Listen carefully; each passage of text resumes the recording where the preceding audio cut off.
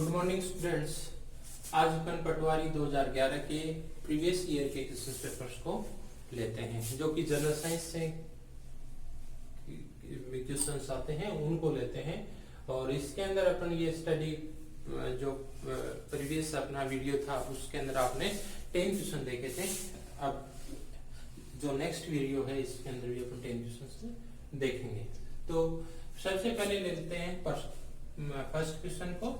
इसमें है आरबीसी का जीवन काल कितना होता है। तो सबसे पहले तो अपन को ये जानना कि आरबीसी होता क्या है। आरबीसी क्या है? ब्लड का एक पार्ट है। ब्लड दो तरीके की कणिकाओं से मिलकर बना होता है, एक आरबीसी होता है और एक डब्ल्यूबीसी होता है। इस आरबीसी का निर्माण अस्थि मज्जा के अंदर होता है। इंग्लिश में बोले तो बोन मैरो के अंदर आरबीसी का निर्माण होता है। अब कितने तरह की कोशिकाएं होगी? दो तरह की कोशिकाएं होगी, एक तो आरबीसी कोशिका ब्लड के अंदर और एक डब्ल्यूबीसी कोशिका। अब इसमें पूछा क्या है कि आरबीसी का जीवन काल कितना होता है। तो आरबीसी का जीवन काल स्टूडेंट्स दोनों का बता देता हूं। आरबीसी का 120 दिन होता है और डब्ल्यूबीसी का 1 से 3 दिन तक जीवन काल होता है। 120 दिन बाद में आरबीसी रिन्यू हो जाते हैं और 1 से 3 दिन बाद में डब्ल्यूबीसी रिन्यू हो जाते हैं। तो यहाँ पर ऑप्शन देखते हैं। 100 दिन नहीं जी, 120 दिन। हाँ, 120 दिन क्या होता है? आरबीसी का जीवन काल होता है। तो 120 क्या है यहाँ पर करेक्ट आंसर हो जाता है। आगे के आंसर ऑप्शन देखो ही बदई मत। निम्नलिखित में से विषाणु में कौन सा विद्यार्थियों आम सर्दी का कारण बनता है? तो आम सर्दी एक कोल्ड को बोलते हैं, कोल्ड फीवर को बोलते हैं। और जो कोल्ड फीवर का कारण होता है वो राइनो वायरस होता है। तो यहाँ पूछा है कि कोल्ड फीवर किसकी वजह से होता है। तो ये टर्म्स अपन इंग्लिश में भी ले लेते हैं। तो कोल्ड फीवर जो होता है वो राइनो वायरस की वजह से होता है, राइनो वायरस। तो यहाँ पे राइनो विषाणु या राइनो वायरस कौन सा ऑप्शन है? फर्स्ट है। तो फर्स्ट के साथ अपन चले जाते हैं। T4 वायरस भी नहीं होता है, MSZ वायरस भी नहीं होता है। एंटीबॉडीज होती हैं। तो विद्यार्थियों एंटीबॉडीज क्या होती हैं? एंटीबॉडीज क्या होती हैं? जब कोई भी रोग लगता है, किसी व्यक्ति के रोगग्रस्त हो जाता है, तो व्यक्ति रोगग्रस्त होने के बाद में उसके अंदर जो जिसके कारण से रोग होता है उसके खिलाफ क्या बनती है? एंटीबॉडीज बनती हैं। और ये एंटीबॉडीज क्या होती हैं? एंटीजन को खत्म कर देते हैं। तो इस प्रकार से रोग क्या होता है? व्यक्ति के दूर होता है। तो इसमें से देखते हैं कि अल्फा ग्लोबुलिन। हाँ, अल्फा ग्लोबुलिन क्या है?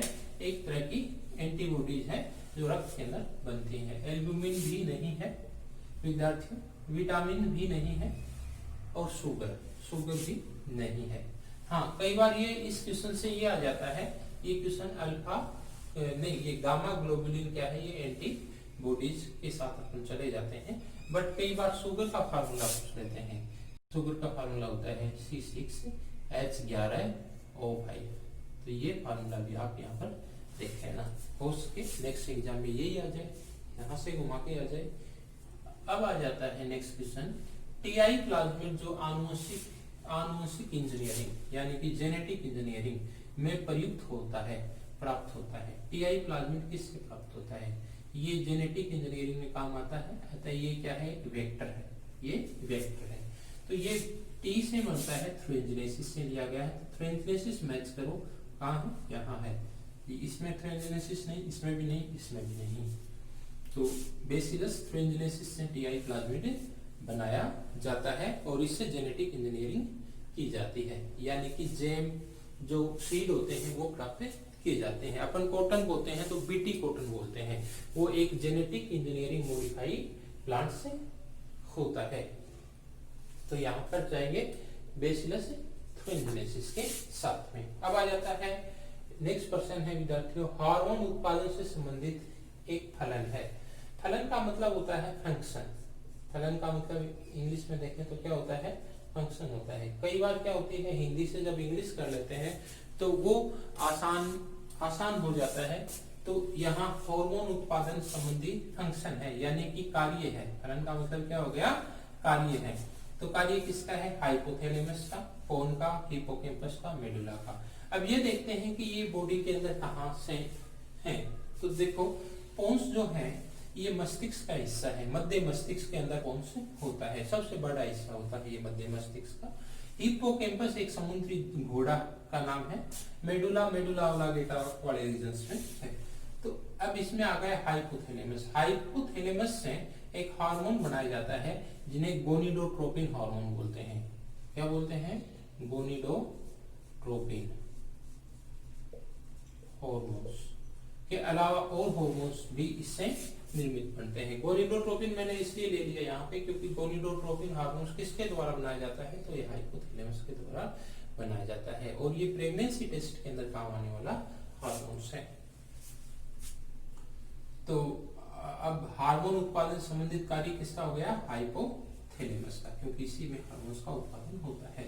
निम्नलिखित में से किस पादप से कीटनाशी मतलब कीड़ों को मारने वाले इंसेक्टिसाइड पाइरेथ्रियम बनाया जाता है?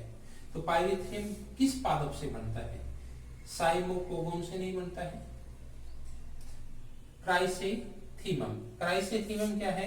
एक जीनस है जिससे पाइरेथ्रियम बनाया जाता है। तो यहाँ क्राइसेथीमम जो पादप है उससे पाइरेथ्रियम बनाया जाता है और ये क्या है? एक तरह की इंसेक्टिसाइड है। इस क्वेश्चन को घुमाए तो ये पूछ सकते हैं कि पाइरेथ्रियम क्या है? तो पाइरेथ्रियम क्या है? इंसेक्टिसाइड। अब क्वेश्चन नंबर 7 आ जाता है, किसी विद्युत धारावी लंबी परिनलिका के भीतर चुंबकीय क्षेत्र। तो देखिएगा यहाँ नॉर्थ पोल आ गया और यहाँ क्या आ गया? साउथ पोल आ गया। बीच में ये परिनलिका है, तो चुंबकीय क्षेत्र की रेखाएं कैसी आती हैं? ऐसे आती हैं। ये चुंबकीय क्षेत्र है, north to south, south to north, ऐसे। ठीक है, अब क्या पूछा है इसने? चुंबकीय क्षेत्र शून्य होता है? शून्य तो नहीं होगा, यहाँ भी है तो यहाँ भी है। सिरों की ओर जाने से घटता है? नहीं, समान है। सिरों की ओर जाने से बढ़ता नहीं, सभी जगह समान है, तो सभी जगह क्या है? समान आएगा। इसी समान चुंबकीय क्षेत्र में गुणन करती हुई कुंडली ये बोलता है कि ये एक चुंबकीय क्षेत्र है, ठीक है, जिसमें ये कुंडली है और ये क्या कर रही है?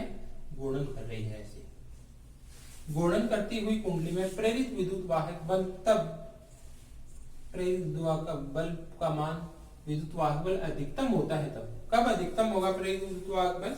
जब होगा जब कुंडली से जुड़ा फ्लक्स अधिकतम होगा। फ्लक्स का यहाँ मतलब ही नहीं है, फ्लक्स में परिवर्तन की दर से मतलब है अपना। तो फ्लक्स में परिवर्तन की दर न्यूनतम है, मतलब धीरे घूम रहा है तो प्रेरित विद्युत वाहक बल भी कम होगा, ये भी नहीं आएगा। फ्लक्स में परिवर्तन की दर अधिकतम हो, फ्लक्स बार बार परिवर्तित हो, बार बार जैसे ये कुंडली घूमे तो इसमें फ्लक्स लगा रहता है, वो बार बार क्या होगा? परिवर्तित होगा। बार बार परिवर्तित होगा तो विद्युत वाहक बल भी उससे अधिक बढ़ेगा। तो इसका मतलब क्या आ गया? ऑप्शन 3 आ गया। फ्लक्स में यदि परिवर्तन की दर अधिक होती है तो विद्युत वाहक बल का मान भी क्या होता है? अधिकतम होता है।